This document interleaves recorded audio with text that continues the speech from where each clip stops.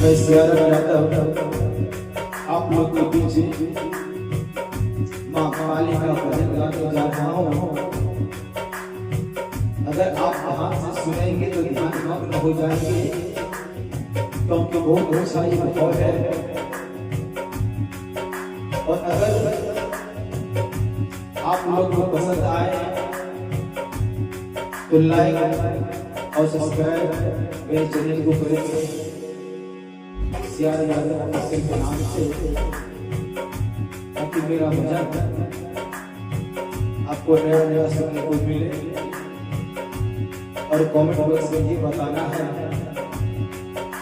कि आप लोग को कैसा लगा। तो आइए सुनाते हैं। गगन में मैया पीपल बचिया है, गगन में मैया पीपल बचिया है, लाली ध्वजा फहरा मैया महारानी, मैया कालिका महारानी, मैया कालिका।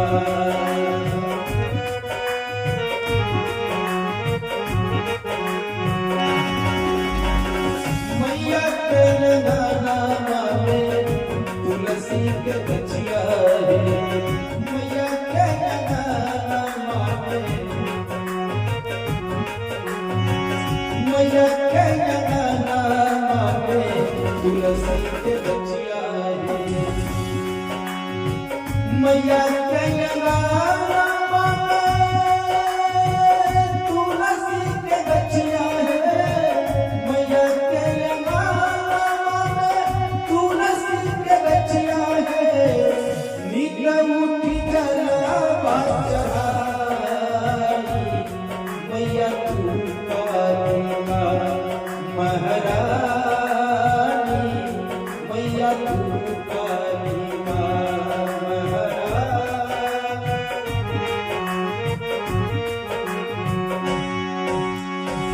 मैया के नामा में अरहल के बचिया है, मैया के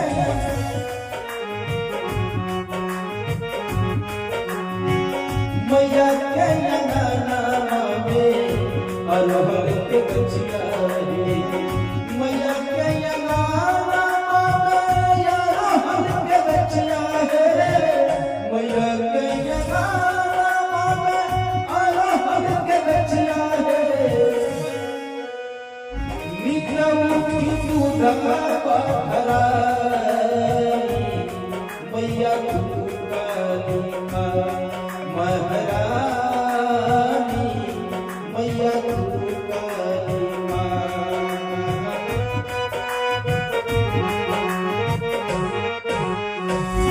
और हर हो बोले सह मैया हरन बिपतिया रे, हर हो बोले सह मैया हरन बिपतिया रे, हर हो बोले सह मैया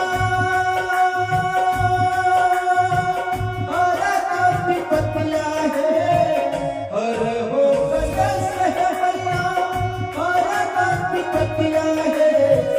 हरले हो तू का बारी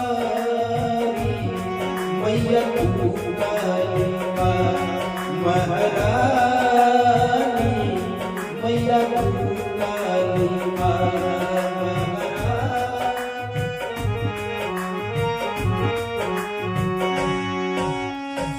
गगन में मैया पीपल बचिया है, गगन में मैया पीपल बचिया है, लाली ध्वजा फहरा